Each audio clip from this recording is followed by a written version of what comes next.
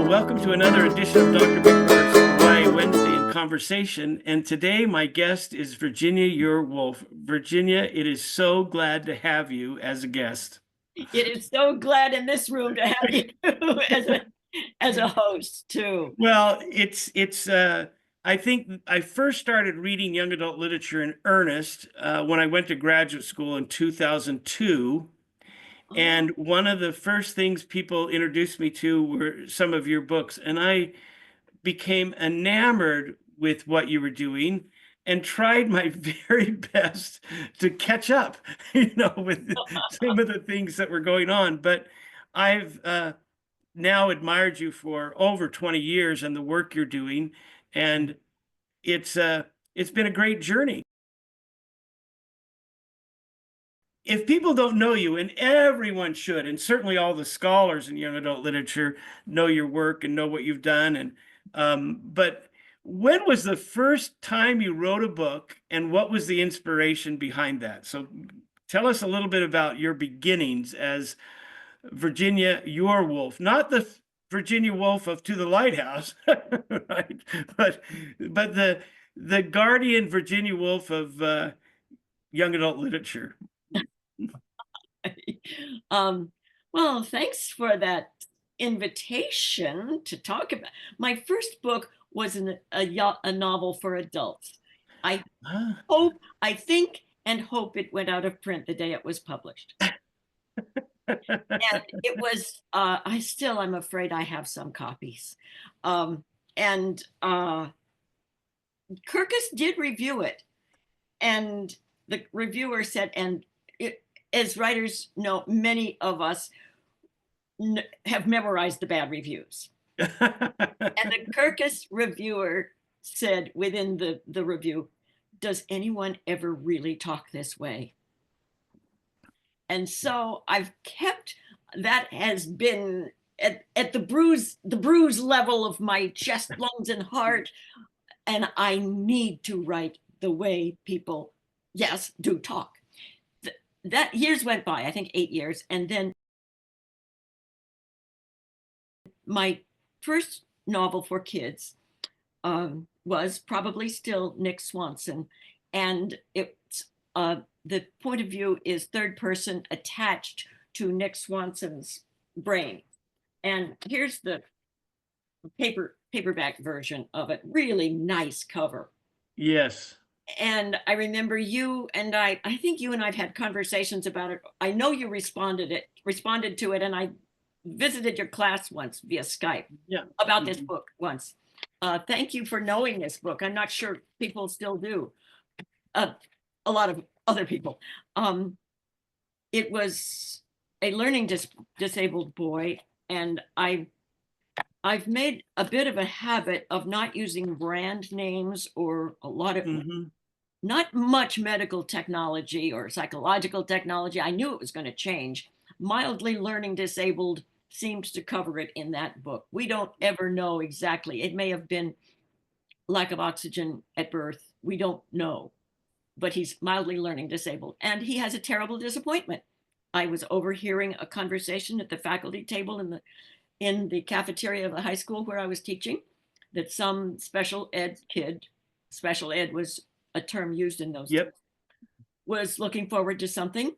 And a few days later, I overheard the same people talking that he had been disappointed. And it just went to my guts, the goose flesh, the back of the neck, not I know exactly how that feels, but on the surface, it wants me to force my way into it. So I wrote about a slightly learning disabled boy who was looking forward to something, and he is disappointed. And it turned out to be, it received later, years later, my agent gave me about 4 original rejections. Oh, really? And the person who accepted it was Mary Cash, prominent editor. She's more prominent now. This was a long time ago, 1987 or 88. And she was at Henry Holt at that time, and we worked hard on it. And she taught me I raise her name because she taught me so many things. You know, the first grade kids who we didn't have kindergarten or nursery school in my rural community. Right. Our first classroom thing was first grade, and my father had died when I was 5, and I was 6 entering first grade, not even a year after my father had died. I didn't know anything, you know. I didn't know we couldn't eat lunch when we wanted to. I didn't know, I didn't know you had to keep your crayons this way. And so I didn't know about writing a novel. I mean, I have fairly fairly coherent ideas of structure. I keep doing this with my hands as if there is a frame, and there is a frame. Yeah. But Mary didn't find fault with that. She found fault with some of the directions I tried to go, and she was absolutely right. I have learned from, I've worked with very few editors, but I've learned potently from every one of them. And so probably still Nick Swanson got me introduced to people. So I was ready to do a next book. And oh, I borrowed from Ken Kesey, who Ah, in his novel, Sometimes a Great Notion, had an index card in front of him that said, try to make Hank Stamper give up. I simply borrowed it. I too am an Oregonian, as was Ken Kesey, the late, yeah. may he rest in peace.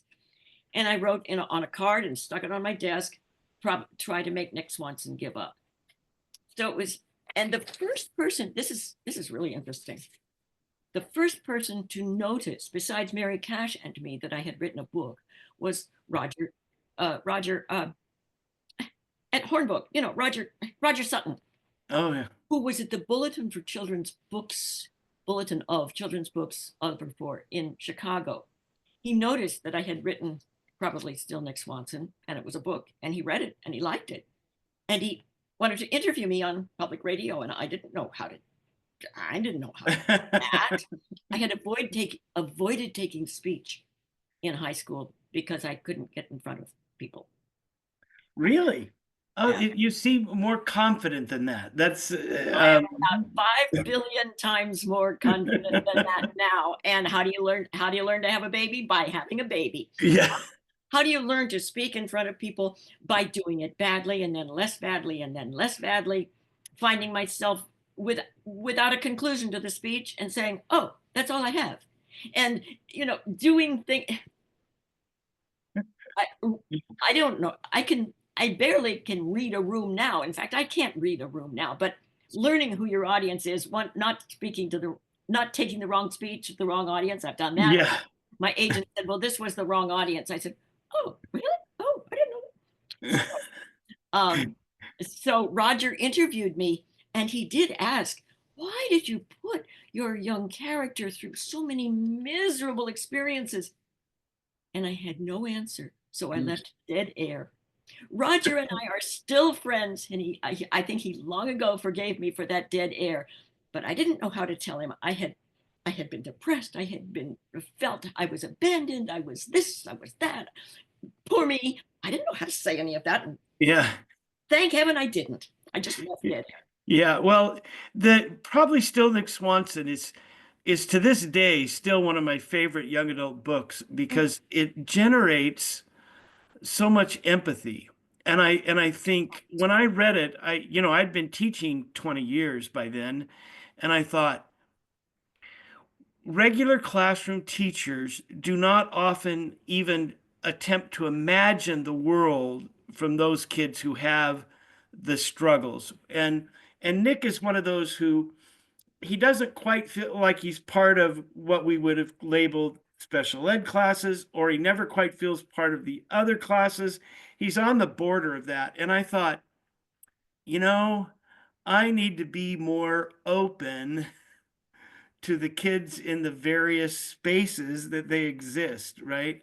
Um, so that was really, it was one of those books that I thought, okay, for the very least, here's an author who gets kids, right? And the fact that they struggle, but then trying to imagine um, that world was really insightful for me. And I've often given that book to new classroom teachers, and I said, you might know who you were as a student, and you might know who some of your siblings were as students, but you're going into a classroom where not everybody is you. and this book will maybe give you some insight to how you could be more sensitive to the kids who maybe really struggle to get what's going on around them, right? Thank you very much. Thank you for liking that. It was a lot of effort. It took me 6 years, but within that same 6 years, I was working on another book. And it in the story, this is not a spoiler. His next dog gets hurt. He has to take her to the vet. Both of his parents are at work. He gets in the car. He doesn't know how to drive. He puts the dog in the car. He gets in the car and he drives, and soon, within a few yards or so, he upsets a garbage can, and the Yeah. cops the cops find they see him, and he tries to explain, and he says, "I'm special ed," and there are two cops, and they take him to the what do you call it, they take him to the place where you take kids who have driven without a license, Yeah. and um and and so there were two cops. He says, "I'm special ed," and one of the cops says, "Well, Ed," and so they call him throughout the afternoon's misadventure. They call him Yes. Ed, Yeah. but he signs his name differently. It's Nick Swanson, and that kind of thing. I had taught high school for quite a while. I do know the Yeah. big song special. Hey, Ed. The next book preached we all should be listening to classical music and playing it 24 hours a day for our whole lives. And it's called The Mozart Season. Yes. And it's about a girl at the other end of the academic spectrum.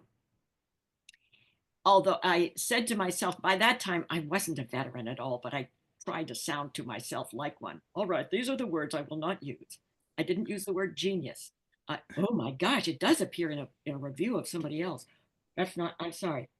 I didn't use the word gifted nor prodigy. The word genius does appear later. No referring to gifted, no referring to prodigy. Although this 12-year-old violinist is very good, and she's the finalist, one of 6 finalists in a competition. And I gave my heart to this one too, and it was terribly, terribly hard to write, and I made a Yeah. lot of mistakes. But I am so glad I wrote it.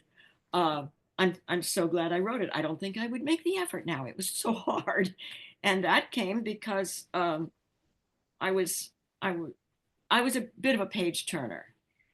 I've played violin much of my life, probably 2/3 of my life, all put together, and Yeah. um, playing in orchestras, volunteer orchestras, beginning with uh, augmenting a college orchestra when I was still in high school, then playing in the college orchestra, and playing in a lot of orchestras in my adulthood. I'm a good page turner, and we had a friend, a concert pianist, who was rehearsing the Trout Quintet by Schubert Oh, uh, yeah. at the Marlborough Festival, preparatory to his playing it with the first chairmen in those days of the Boston Symphony in at Avery Fisher Hall in New York. And our friend, we were at Marlborough visiting him, and he was rehearsing the Trout with these Marlborough musicians. I have no idea who the rest of them were, and he needed a page turner. I was the only one in this very small group who could read music, so I sat to his left and turned his pages.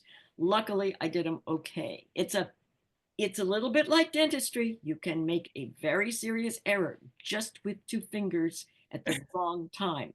Yesterday, I went to a wonderful all Beethoven concert and I watched the page turner. He did a great job. I gave him an A.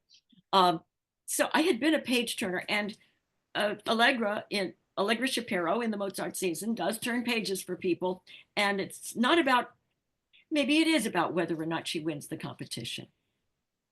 But I did notice that in every book about a soccer team or a horse race, they always win. So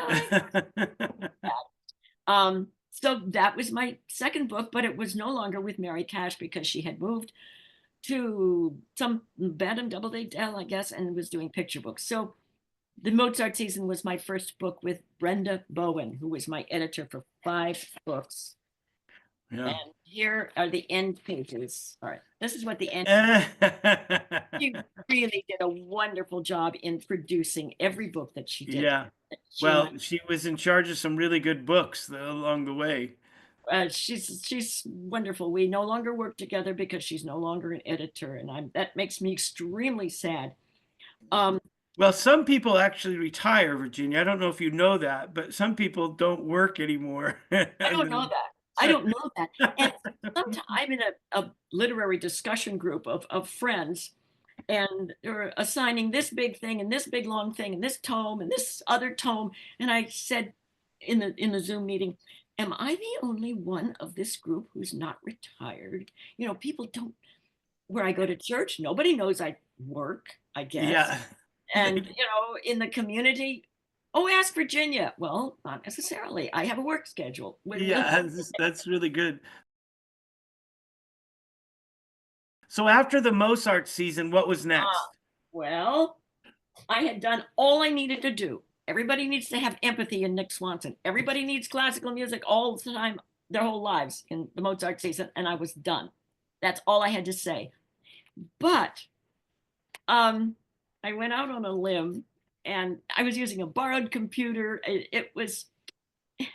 I look back at those days and I say I wouldn't have the energy to live that way now. But I was using a Yeah. borrowed computer, um, and I had some time, and I was teaching only in the ski season by then, because I wasn't teaching skiing, but I was the English department for a very small ski academy. So Oh, good. I had the nice weather months of I had time, and I would walk past this borrowed computer in my where I was living, and um, just walking past it, and I thought, oh, come on, you thought you were a writer, you perhaps have one more page in you. And I sat down one day when I stopped making excuses and I started typing, and this is what came out. Oh, I'm sorry. I didn't know how to do exercises, although I've been giving writing exercises to students for Yeah. decades. The one that is pretend you are something that you are not, a potato chip, a parking meter. Yeah, yeah. I could say the heel of Hillary Clinton's shoe. Now begin to write your day. Right. So I thought, okay, I'll be a babysitter. But I would do all this. I can't. And I said, you do it. And I typed. Those kids, that Jeremy and that Jilly, were sloppy and drippy. And I hit return twice there because the left hand margin is safe. The right hand margin, I no longer know what I'm doing. I'm Jenny Wolff, who hasn't a clue. They got their hands into things you'd refuse to touch. I could put a period there because that was a sentence. Holy cow, good luck. Back to the left hand margin. Do something, Virginia. They're always being told to act their age. They acted their age so much they could hit return. Make you crazy. And about 10 minutes, I made myself sit there. I made myself sit there because this was just, it wasn't gibberish, or it was gibberish. And I double spaced and I said, well, then why did I keep going back? If I had said so much, they could drive you crazy, it could have been a book in my demographic, in my geographical range. We said drive you crazy when I was a kid in the Yeah. rural Pacific Northwest. I had also lived in New York, East Coast. They say make you crazy. So that's, you know, when we talk later about my microscope, Yeah. it's on that kind of distinction. And the difference between rural Oregon in an orchard and when I was a little kid, when our dad died, we had no electricity. Harvest was just Uh, over, the snow was coming, World War II was raging, gas rationing, everything.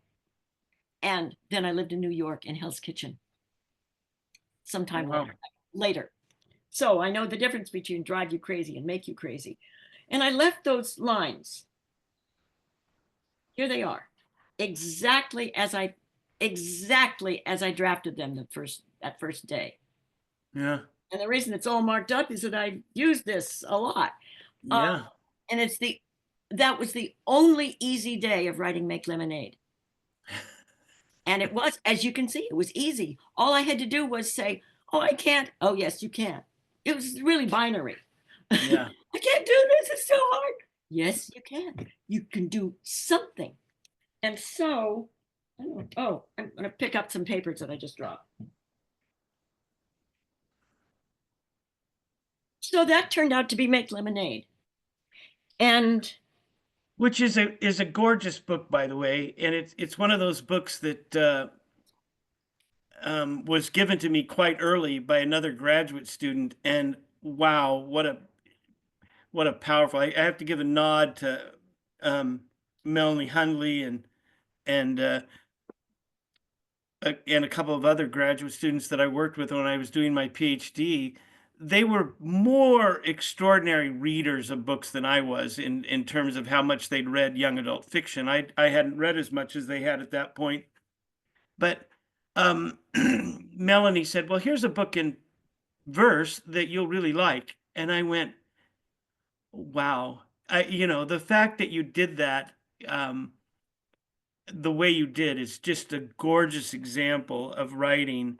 And I believe you when you said that was the only part that was easy, because when you're writing a novel in verse, and once you commit to that, then you're conscious of every line. You're conscious, like you said, of every left margin and every right margin, right? yep, absolutely. I didn't call it a novel in verse. There wasn't one. I mean, Yeah, that's right. there wasn't such a sub genre. And I was interviewed sometime later, maybe 4 or 5 or 6 years later, about novels in verse. And it was, all I know is that my responses to the survey were not published. Yeah. When the interviewer said, what is your favorite novel in verse? And I think in parentheses it said, not your own, of course.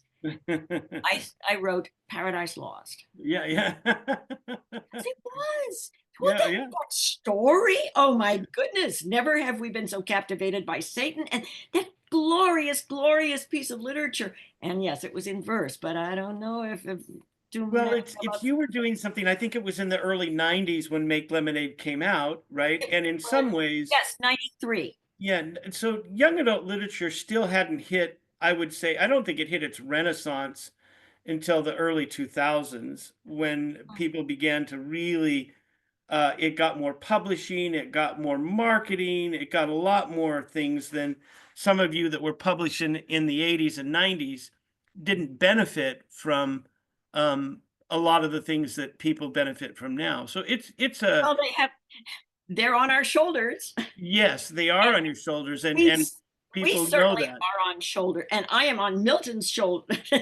Yeah, yeah.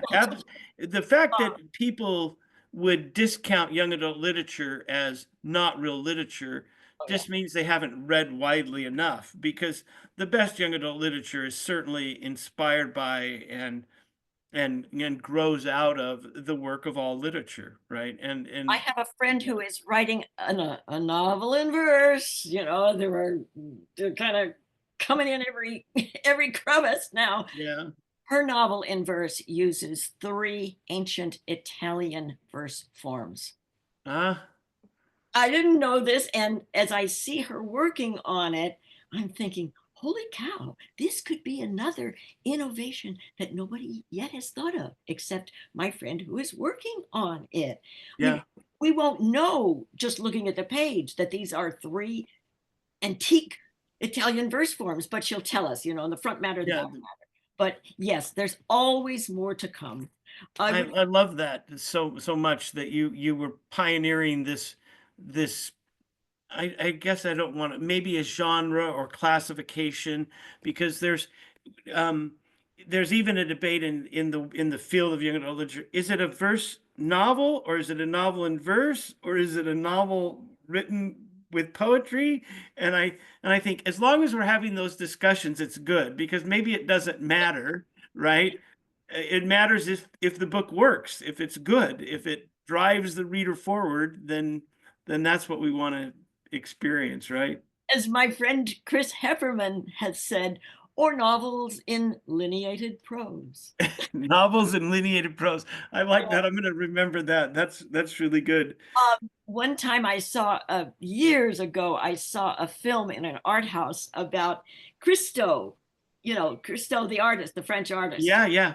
This was when he had wrapped the Pot Neuf in canvas and, cables and ropes tying the canvas all to the whole Pot Neuf, as I recall. And people were walking along and some were praising it and some were castigating it. This isn't art. And some were saying, oh, isn't this beautiful? But it's all in French. And we had English subtitles to see. And Christo himself said, isn't this wonderful? People are arguing about art. And That's, so when the argument about what is a YA and what is a good YA and what is a better yeah, YA and should YA do this but not this, and what's a novel in verse, what's a verse novel, what's a verse, yeah. we need to remember that. That's great. That's fertilization, I guess I'm trying to Yeah, say. that's great. Well, Virginia, this has been a great conversation so far, but one of the books that stands out as a little different to me from some of your others is Bat Six. And I want to know kind of when you wrote that, and does it really kind of mirror something in your own childhood, or what's the story about that? I will happily tell you those things. It was in 1994, Don Gallo, who was doing many anthologies, asked me if I would like to contribute a story about sports. He wanted to do a sports anthology. And my first reaction was no, probably not. But then I went up into my brain, you know how the garage door opens and behind there is those things with gears, machinery stuff. And what do I know about sports? And luckily, the machinery was working that day. And I saw the late morning sun coming over the East Hills through the fencing and past the backstop of our softball diamond at my elementary school, which means that I was between 6 and 11 years old. And I stayed with it. It required no effort because it was moments, but I just stayed there the way you do stay in a dream sometimes. And on the softball diamond was a cluster of people over first base. You couldn't even see the bag because there were all these people. I didn't distinguish ages, genders, anything, but there was a kind of a low volume of voices. Voice, voice, voice, voice. But it wasn't screaming. It wasn't the audible scream that attracted me. What drew me to it was the cluster of people, and it was so real, as if I was seeing a really convincing movie. And luckily, I thought of the right questions, some of the right questions. What's happened? Somebody has been hurt at first base. Who? Got no answer. What? But but I kept looking at it, and why? And there was an answer that I recoiled from: racial hatred. Oh no, this I will have nothing to do with racial hatred. I was recoiling, I was resisting, and I guess the garage door closed, and I walked away from that because it wasn't anything I wanted to touch. But of course, it kept coming back. What do I know about racial hatred? Uh, Almost nothing except one glaring, stereophonic, full screen, blaring kind of racial hatred. And that's because I lived in one of the places from which the Japanese Americans were taken away and put in camps, World Yeah. War II. Our parents, and I'm saying this about my girlfriends, my classmates, my classmates, my 4-H mates, my campfire girl mates, none of us really talked about it because our parents hadn't explained it. Hmm. And we didn't. The first Japanese American kids I saw were when I was in fourth grade, and they were back. Back from where? My good friend would sometimes say in camp, but in camp, we go to camp in the summertime, and it's for a week, and we're campfire girls, and there's a lake, and we try to learn to, Yeah. learn to swim. She was a wonderful girl, my dear friend. And we all had birthday parties because we were all turning 10 or 9 or 10 or 11. And she would make everybody a shell necklace, this little teeny tiny white shells on this silky red Japanese ribbon. And everybody got a necklace for their birthday parties. And we had slumber, they were usually slumber parties at our homes. Yeah. And we didn't ask enough questions. And our parents didn't volunteer, the talk that African American parents must have with their kids. They can't avoid it. They have to Yeah. have it. The talk that mothers have to have with their daughters, because sometime in their early lives, they're going to find blood in their panties. Yeah. Talk, they didn't, my guess in the years ensuing has been that they had had the Great Depression. They had had, the older ones had had World War One, Yeah. or World War Two, had found out what the Holocaust was, didn't quite have a word for it yet, and they were just exhausted from all that. And to sit their daughters or sons down and say, this is what happened to your Japanese American friends during the war, was just too overwhelmed. That's been my thinking recently. Yeah. My parents have both been dead for a long time, and my brother didn't really know how to explain to me either why we didn't know. So um, the section in which I didn't write that story for Don Gallo because it was clearly too big. I wrote him a different story, and it wasn't a very good one. It was about scuba diving. But that scene in which people are all clustered around first base appears in chapter 9 of Bat 6. Mm-hmm. And it took me 4 years, and it was very hard. And I really did want to, it's the only book I've actually thought about quitting. Glad I didn't. And as I had an index card about Nick Swanson, try to make Nick Swanson give up. The one I had for Bat 6 says, we can't predict how we'll be forced to accept the consequences of our own behavior. That is, we can't predict the form those consequences will take. As in, there's always a reckoning. And this card has on it 1994 through 1998. So the 4 years.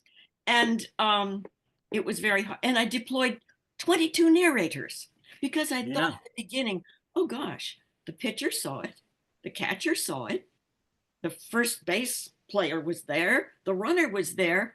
Oh my gosh, all these people have to tell it, multiple points of view.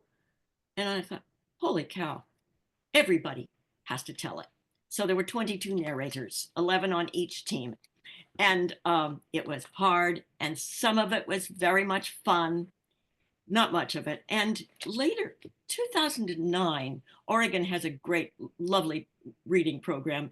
Yeah. Oregon Reads in 2009 had a book for little kids, Deborah Hopkinson's Apples to Oregon, Bat 6 for older kids, and a book for adults, a nonfiction book by Lauren Kessler called Stubborn Twig, about a very determined, very brave, and very prominent Japanese American family in the part of Oregon where I lived. It's called Stubborn Twig, about the Yasui family.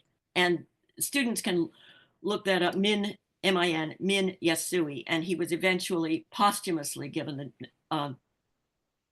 the Barack Obama gave him what is it called? The highest honor you can give. I'm sorry. Yeah, the Medal of the Medal of Honor. Yeah, Medal of Freedom or Medal of I'm sorry. Yeah, we'll have to look it up. But it was posthumously given to Min Yasui. So the 3 of us authors went driving around the state of Oregon to various libraries and schools. There were conversations all over the state. And I had been asked by somebody at American Library Association to do a theater, living, what's it called? Theater of words. Living theater, what's it called? When people stand and read from scripts. A reader's theater? Sorry, I'm so sorry. My age kicked in and I forgot readers theater. So I had a student of mine who was by then, a former high school student of mine, who was by then running a printing shop. I had him make these 2 Huh? So there are 6 of each, Barlow and Bear Creek Ridge, and the name of the game, Bat 6, 28th of August, May 28th, 1949. And so the kids, the girls whom they would cast, whom the teachers would, they'd volunteer, I guess, and the Yeah. teacher would help direct them. So that when I went, I've gone to a lot of schools using this book, and the kids get to wear the team caps and read from the script. And it's so that's Bat 6. Often very big stories, right? And sometimes you need that time to let them gestate for longer than you might think as they go. I'm I'm so glad that you perceive and say that so clearly, Steve. Um, yeah, often the story is bigger than I am, and I need time to let it think through itself, and time to get over the fear, because I always have. Uh, My hunch is that a lot of authors have this, like a department of ambivalence. I really want to do this story and I really want to do it this way. And on that page, I want to have this. Oh no, I can't do that. That's too big for me. I can't, or it's not my, it's too big for me. It's too smart for me. It's not, it's not appropriate. And luckily I've had a really, really good editor. well, I think you've shown through a lot of your books, as we continue, that your persistence has paid off with a really good body of work. So Oh, that's well, great. yeah, I am persistent, as I think both of my parents have, as I had told you, my father died when I was 5, and my Yeah. mother died many, many years later, having been a victim of dementia for a long time. Neither of them have any idea about what I do, but I think I have their photographs in my living room where they too look at the evening news with me and are appalled. And Yeah. I say to my parents, I hope that you like at least my tenacity. I have no idea whether they would like anything that I do, be proud or embarrassed or shocked or appalled or thrilled.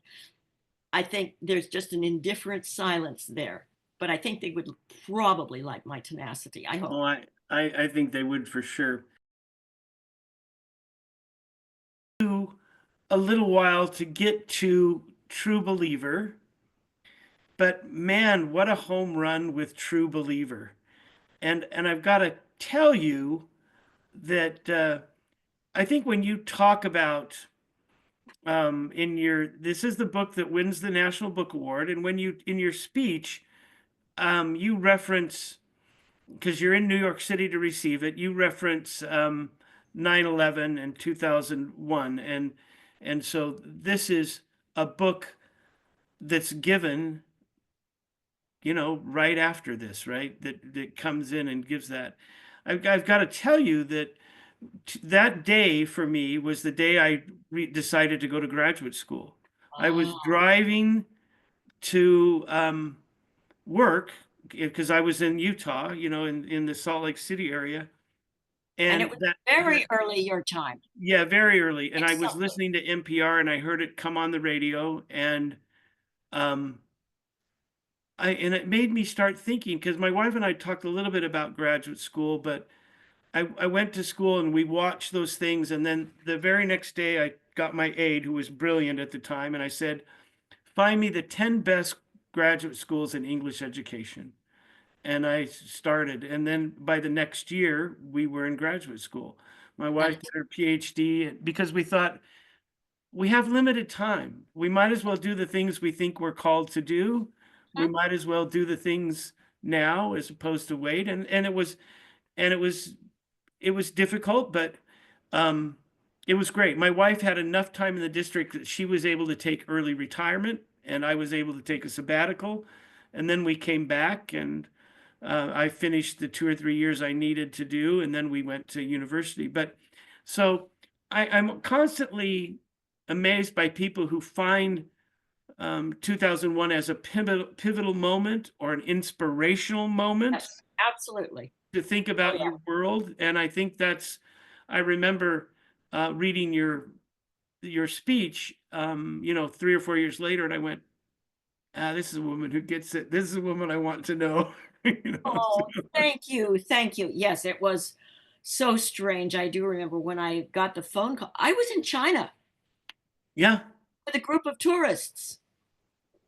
We were at the in Suzhou, the city of tranquil gardens, when it happened. Um, and we got home several days later. Our flights were delayed, but our flight actually left on time. And I don't remember why that was. You know, we don't remember a lot, but what we do remember is the impact. And every time I see clouds above a building, you know, but I got the phone call from Eric.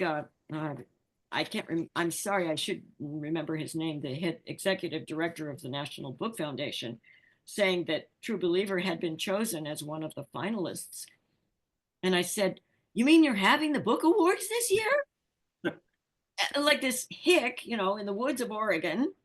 But he said, "Yes, we now that more than ever, now we need literature." I always remember he said that. And, you know, uh, people were saying it. He may have been the first to say it on this phone call with this kid and this girl, this Yeah. senior citizen in the woods of Oregon. But so it was very strange. I did not buy a new dress. And Ah, it was the idea that if we just go shopping, that's the wrong thing to do. Don't just go shopping. So I had a dress. I wore the dress. I didn't buy a new dress till later. Um, I actually, it did get a Prince honor, and I'm so pleased with it. So yeah, pleased. it's a I bought a new dress. The Prince. yeah, for the it's a great book, and and I'm sure that, you know, winning the award is humbling, but then winning an award when you realize that the world of art is going to move forward and Yes. honor those things. It's similar to what I think, you know, I'm never a big fan of the Academy Award shows. They get a little old, but the fact that even with the fires in Los Angeles, to go ahead and Yes. celebrate art in a community that values art quite highly, um, you know, is something to consider. You know, Oh, I is it was it T.S. Eliot who said we create art so that we won't die, so that we don't die of despair? I'm yeah, not sure who said it, but it's uh talking with a fellow author the other day, and we were talking about our families, and I said my family has always had an appetite for beauty. And she said, oh, yeah. And I hope, you know, again, they're the children in the rubble. They can't find their siblings. They don't know where their school is. They don't have shoes. And we have to be aware of that all the time now. And of course, I think about it daily, and I wonder about, you know, YA. Does YA have to be a savior now? And here's the last of the yes. trilogy. And that I did because I owed it to one of the characters who was a mystery. How had she gotten there? So I made her a promise when I made her a promise that I would find her beginnings. Oh, And it was good. very, very hard. And this book is full of medical stuff. And I had to learn a lot. And luckily, the son of a friend, of a good friend with whom I was traveling in China, her son, one of her two sons, they're both doctors, said, "Oh, you need to talk with this geneticist." And connected me. He was a matchmaker with a geneticist at the Oregon Health Sciences University who led me through DNA as clearly as she could. And it's the only, we go from this beautiful cover Yeah. and this beautiful cover and others to this, which I loathed and despised. And my agent, Elizabeth Harding, by then, oh, the agent to whom I dedicated True Believer died the next year. Oh, And I was able to dedicate this book to her because she so believed. She so believed that this is what I should be doing. I dedicated it to her, and she died the following year. Her uh, trainee for decades, Elizabeth Harding, is now my agent. And so that's all the books I have published. I've done some introductions to other books and stuff. One to an Emily Dickinson collection, one to a Holocaust memorial or memoir. Why, I'm not sure of it. I'm not sure why I was asked, but I did those, and I'm glad I did. You Yeah, want me to go to where's my little list? well, the fact that you have this trilogy, people should pay Yeah. attention to, and people should hunt down your remarks at the National Book Award if they can. I think they're tremendous, and It um, was quite wonderful that Steve Martin was so accommodating. I didn't know about those steps. I didn't know I'd be walking up there. uh, In fact, in the afternoon, it hadn't occurred to me that one of us might win. I never thought about it. So I wrote on this little card the word yeah, phone, yeah, my agent, my children. I think that's all I wrote. yeah. And so, but Steve Martin held my hand. I think he thought perhaps this elderly woman is going to fall. Uh, so yeah, That's good. there is that trilogy. So tell us a little bit about what you're working on now. Can we look to something else? And tell us about how you go about being a writer. What's the day-to-day work, and has it changed over the years, or let's Yes. hear that story. It's changed over the years because I've had more time. Um, I now work 9 to 5, Monday through Friday, part of the day Saturday, and not usually on Sundays. And the 9 to 5 are broken up by little pauses. Sympathy notes have to pour out of my house very fast because I'm at that age when so many near and dear are dying. Yes. And I refuse not to write a sympathy note. I've also found out that a lot of people are not capable of saying thank you. I know that my mother thanked every sympathy note that died when my dad was 5. It's been in my Yeah. brain all these years. But so I write the sympathy notes. I try to pay a bill. I try to straighten out some of the paper mess. And I practice the violin at sort of prescribed hours of the day. And I plunk on the piano. I have inherited my family's Yeah. baby grand piano built in 1911, and it has a Wow. wonderful tuner, and it doesn't hold its pitch as at the top and the bottom as well as it did built in 1911, but it's a lovely piano. So I plunk. I'm not a pianist, but I plunk on Easy Bach and the songs that my musician son writes for me. So the 9 to 5 are interrupted by those things. So it's not still steadily 8 hours. It's not 8 hours, perhaps 6 hours. And Yeah. it's as much of it is research as is in writing. Because after this full house, and I had made good on my promise to Jolly to find where she came from, find her beginnings. Yeah. I undertook a huge, much too big assignment um, to do a family saga. Not my family at all, but it begins just before the steam engine, Oh, and it goes up to early in the 21st century. It's a family. And of course, they have tragedies, they have comedies, they have mix ups, they make strides, they make contributions. Every war injures them in some way. Every war inflicts trauma on this family. As my dentist said about this tooth, why did it have to have a root canal? There was a trauma. I didn't feel anything. I didn't cry. But every war traumatizes the people who are alive at the same time. And so it's a couple, and have given them a childhood. They come to America from England. yeah. Okay. And little by little, you know what a genealogy does. It starts this way, or it seems to, from all the records we have, and then it branches out. So that in 2 centuries, is there money? Oh, yes. Are there tragedies? There's the Titanic. Yeah. There is the stock market crash. There's the uh, San Francisco earthquake. One character has her nose broken, and forever the years after the earthquake, everyone is told, don't stare at so and so's nose. Oh, I thought it was so and so's leg I wasn't supposed to stare at, because it is for kids. They're it's families, and the adults make mistakes, and the kids make mistakes, and the kids transgress on the rules, and what do the parents do, and how has parenting changed, and Yeah. how has romance changed? I love the old romances. Yeah. So, how do I work? I wrote I wrote this down this morning or yesterday because I was thinking, I used to talk a lot about this stuff, and I haven't been interviewed for a while, but of course it came back to me. The book progression. It always starts with a really, really good idea. The ideas that I've followed through into books have been really good ideas. It is.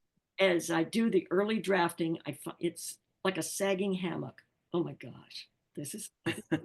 Oh, luckily, I'm not showing it to anybody. Anybody. When I wrote those lines of Make Lemonade, it took 3 years, I think, maybe 2.5, before I even showed my editor. She wasn't shocked to find these lines with all this white space. She didn't mind the fact that there was no ethnicity, no named city, no, almost no physical descriptions of anybody. She didn't mind any of that, but it had taken me a long time, and I had not shown. Had I been part of a critique group, then I think I wouldn't have finished it, because people have said, Yeah. "What do you mean? What do you mean? Why are you doing this? What?" And I wouldn't have been able to say why, because a lot of the times we don't know exactly why. So I'm not showing it to anybody, but the early drafting is just horrible. And I was thinking, oh, a lot of the I watch PBS News, the News Hour, and fairly frequently they show us the assembly lines where they're building a car. Yeah. Body looks really beautiful, and then there's all this complicated machinery underneath. Sometimes my first adventures or misadventures in this excellent idea that I'm drafting looks like this body of a car. There's nothing underneath. It seems glib. It seems easy or something. And so, luckily, I've not shown anybody, but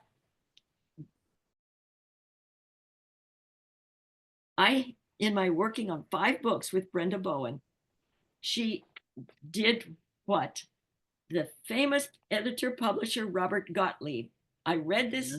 in his obituary, what he would say in the margins to his favorite authors: think harder and try again.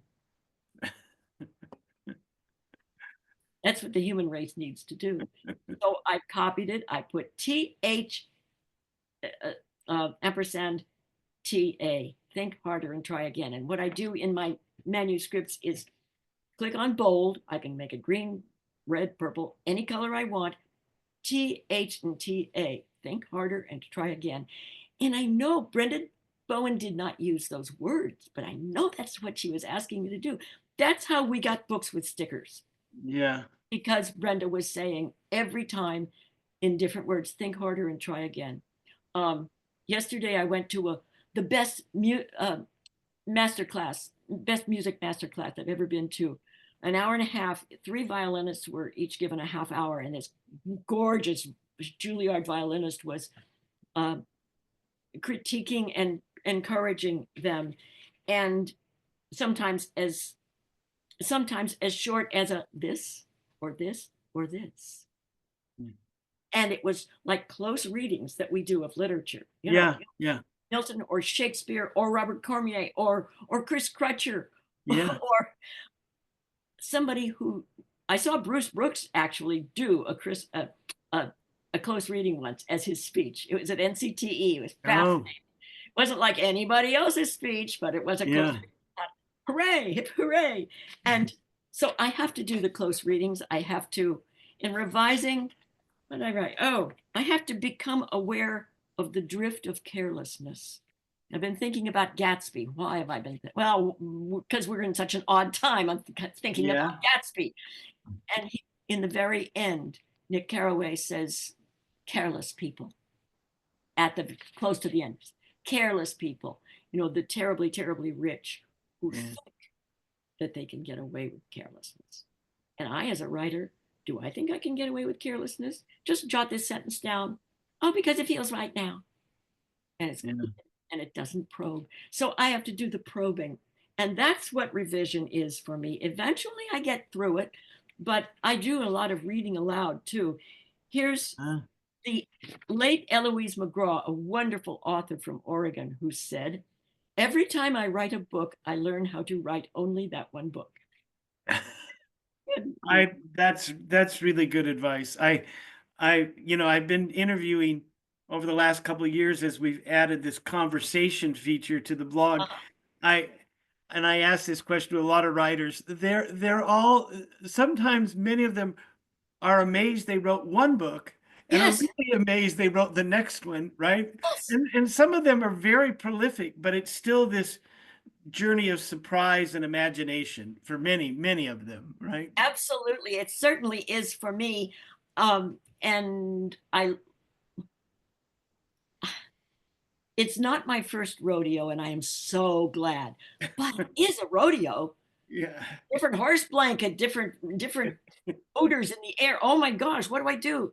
Um, the That's like you say that, and that's like when I spent 25 years as a classroom teacher. mhm. So going to the university, I'd been to faculty meetings before. It wasn't my first rodeo. I'd seen who's on the bottom and who's on the top and what the maneuverings are. So I probably started my academic career less shy than many assistant professors, right?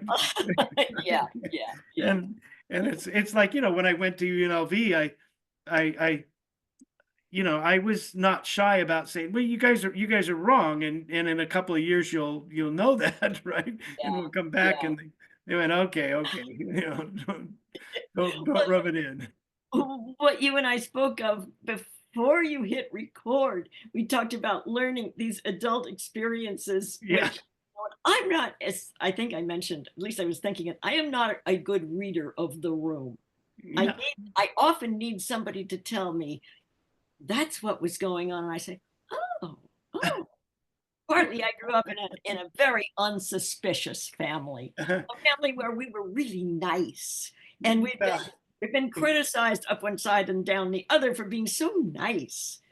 It didn't preclude us Well, from it's clear that you work hard. I love that, that this scene or this line doesn't probe, right?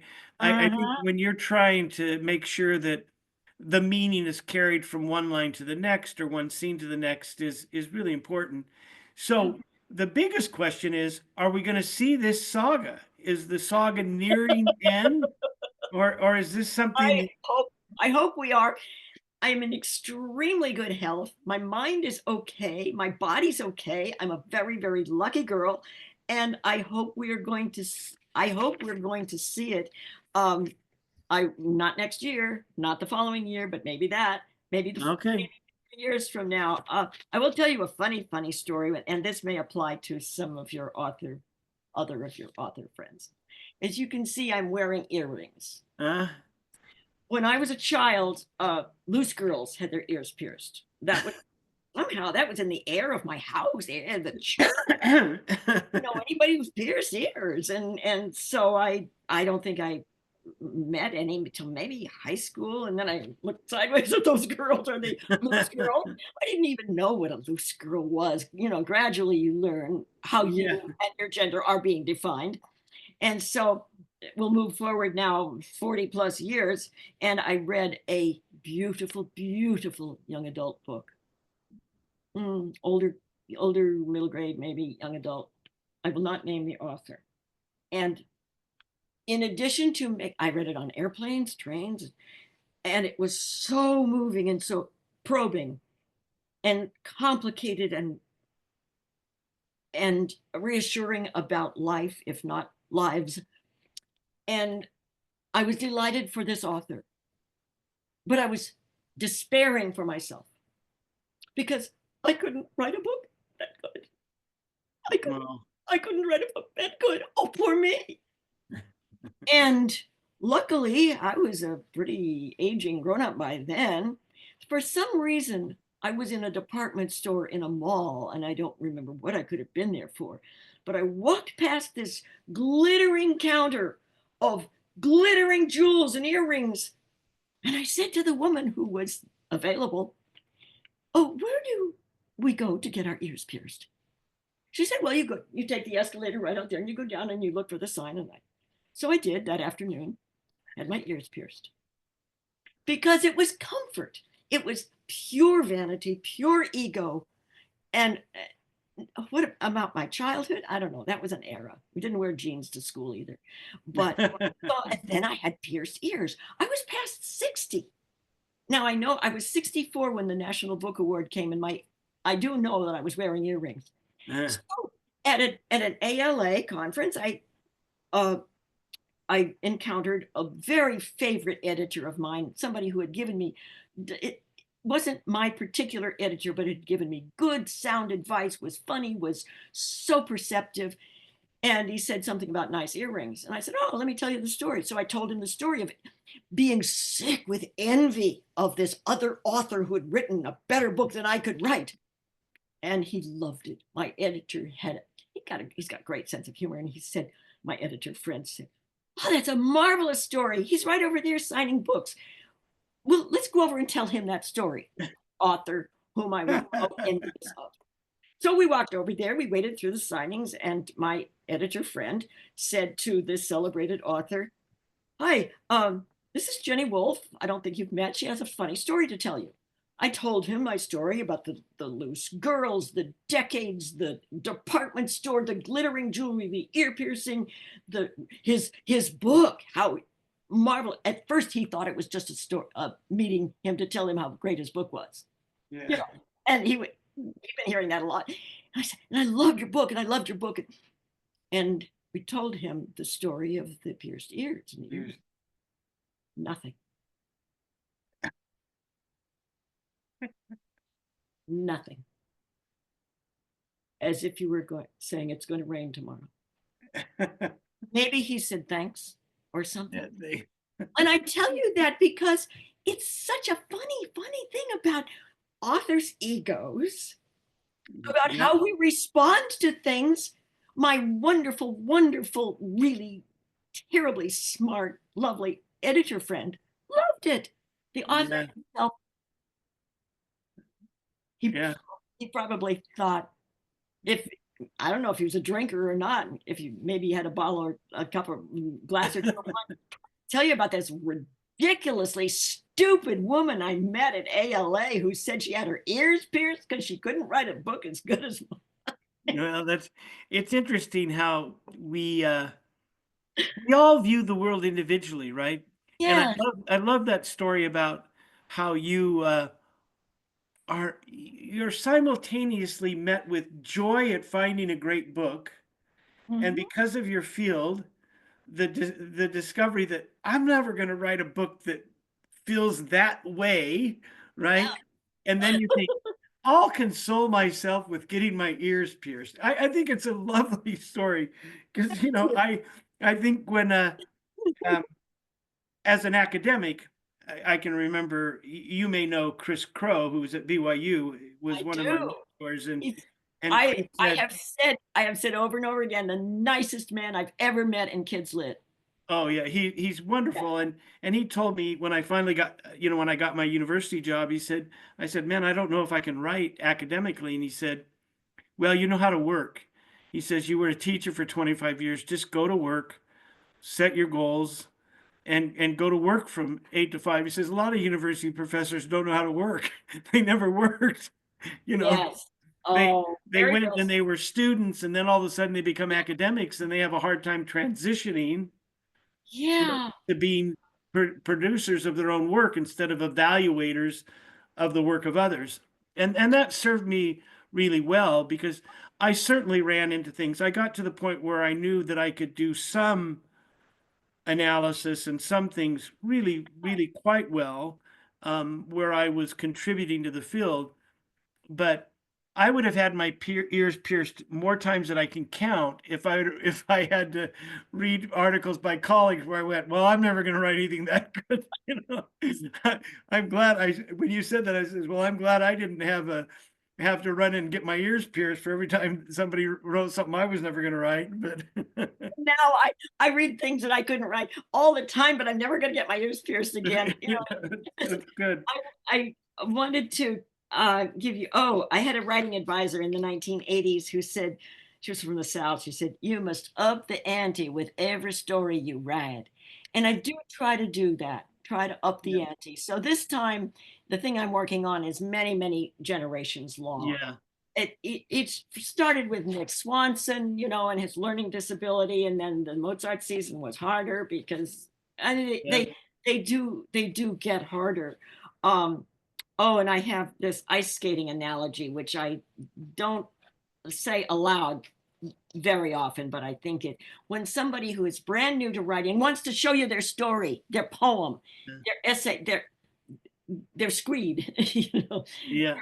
their outline, their and I do think, would you invite an audience to see you with your first try on ice skates?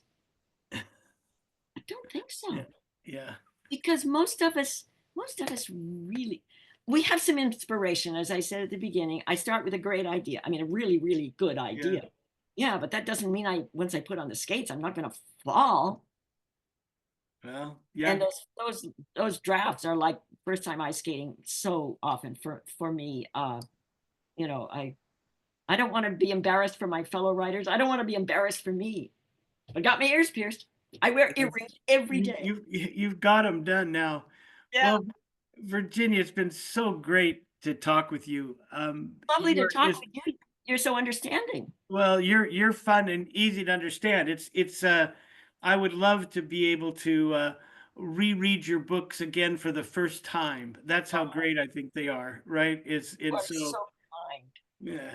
I will give you this from my editor, Brenda Bowen, who was reading yet another revision of the same story. And I said something about, I don't know how you'll feel uh, that there are parts that are so different. And she said, I've never read this story before.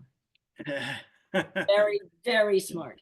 Yeah, Never read this story it's great. Well, it's great to catch up with you. I hope that we can stay in contact. I should get in the habit of before. emailing you fairly frequently so that we keep in touch. I have a folder, Steve Bickmore. Oh my word, that makes me feel more important than almost anything anybody's ever said to me as an academic. Um, Go and get your ears pierced. It was June 2016. You were going to have this wonderful big conference. Yeah, yeah, we tried indeed. Well, And I Virginia, I hope that we can do this again when your book comes out. I'll be ready to talk with you and do that. And in the thank you. meantime, we'll get this posted in a few weeks and let people rediscover some of your books that need to be read. Thank you. And I wish good health and spirits to you and your loved ones. And may our well meaning republic work its way to, um, what do I say? I don't know, but from your lips to God's ears, we are in serious need of some come together time, right? May we come together. Yeah. Thank you. Thank you, Steve. This was so much fun. You're so gentle. Well, no, well, it's easy to be gentle with people that are really talented and really good. Thanks. Thank you. Bye bye.